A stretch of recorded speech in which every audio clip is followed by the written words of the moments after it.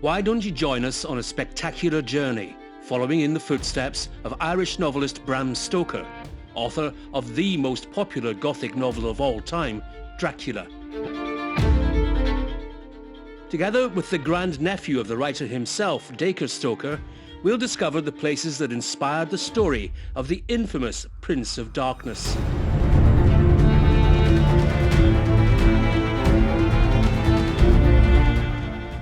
Dacre will guide us up the 199 steps in Whitby to St Mary's Church and the Abbey, where we'll hear firsthand his fascinating research into his ancestors' work. Share a glass or two in the company of Dracula experts as the sun sets over the mysterious old town. I'm Dacre Stoker, the great-grandnephew of Bram Stoker. I'm here at the 13th century ruins of Whitby Abbey. And I'm Gloria Anderson, tour manager at Experience Transylvania, joining Dacre to see how Bram Stoker got inspired by this Gothic atmosphere. Local guides will be on hand to help you explore the very places you read about in Dracula, including Whitby Harbour, where the Demeter came ashore, and Whitby's infamous Screaming Tunnel.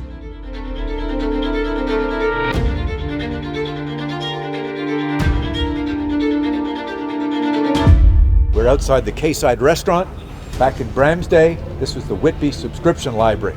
This is where Bram Stoker found this book, an account of the principalities of Wallachia and Moldavia by William Wilkinson.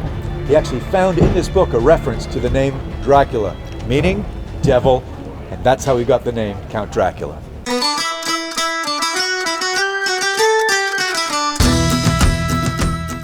Heading north, the journey continues to the scenic east coast of Scotland, where secrets about Dracula's castle in Transylvania will be revealed. We're here in Cruden Bay at Slains Castle. Gloria, we got to go in carefully. Very carefully. We're coming in to see this incredible, the infamous octagonal room that you and I both know that Bram Stoker set up through his personal experiences here when he came in here himself to visit the Earl of Errol. He came in and visited here. But in Dracula, he actually wrote it out that Jonathan Harker in chapter 2 comes in the front door, enters through another door, and the Count brings him into this octagonal room lit by a single lamp. Then they go through into another room and he puts down Harker's bags. This is your first time here, isn't it? It's my first time here, and this is the interior of Dracula's castle. Imagine, so many times I've been at Bran Castle. That's the exterior. So now we're here at the interior. So now I feel complete. I feel a complete Dracula. It's all come together, hasn't There it? you have it. On a bracing walk along the shoreline, more of Bram Stoker's sources of inspiration will be unearthed, under the guidance of local literary expert and historian Mike Shepherd.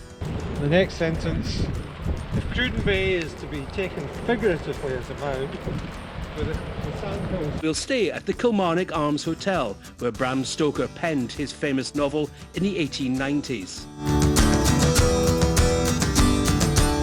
Together, we will embark on a unique adventure, guided by a member of the Stoker family, who is himself an international best-selling author. Everything about the tour has been fabulous. It's very in touch with Bram Stoker. It's very literary. It gets to the heart of the novel. It gets to the heart of the characters in the novel, whether it's Jonathan Harker or Dracula himself, going to Whitby, being a part of the themed dinner, taking them 199 stairs up to the Abbey itself. And most impressionable is coming here to Cruden Bay, genuinely. It's in the northern Scotland area, a place that you might not necessarily think to holiday, and it's really beautiful here. And to be here in the spirit of where Bram wrote, and you know that he was thinking of these characters with the inspiration of the area, it's really quite interesting. I've met Dacre before, but really getting to know him on a personal level rather than just like, you know, coming for a book signing or one of his lectures. And then also his take on the family history of Bram Stoker and all the different location shots, I think. Det har varit en fantastisk resa, den var väldigt välorganiserad. Det var spännande att det kommer till de här väldigt viktiga delarna för Dracula-romanen som Whitby och Cruden Bay, och där vi alltså kanske inte hade kommit om man har åkt på egen hand, utan verkligen hamnade i händerna på lokala guider och kunnigt folk. Och att ha en sån som Dacre Stoker med som en av guiderna och reseledare också tillsammans med dig, Gloria, så var det ju fantastiskt.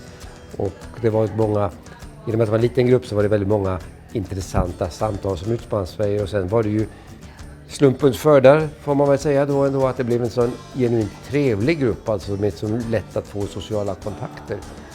It's amazing how Bram Stoker made my region, my part of the country, Transylvania, so well known all over the world. He actually put Transylvania on the tourist map. Coming here to Scotland, I just noticed the similarities between Transylvania and Scotland. Of course, there's many differences as well, but there's very many similarities. The roughness, the nature, the wild, the wilderness of the nature. So sort of putting the two castles, the New Slains Castle and Bran Castle together, merging them, it's also putting Scotland and Transylvania together, making a whole of the whole story of Dracula. This is without doubt the most genuine and enriching Dracula tour available, and it will be an experience you won't forget.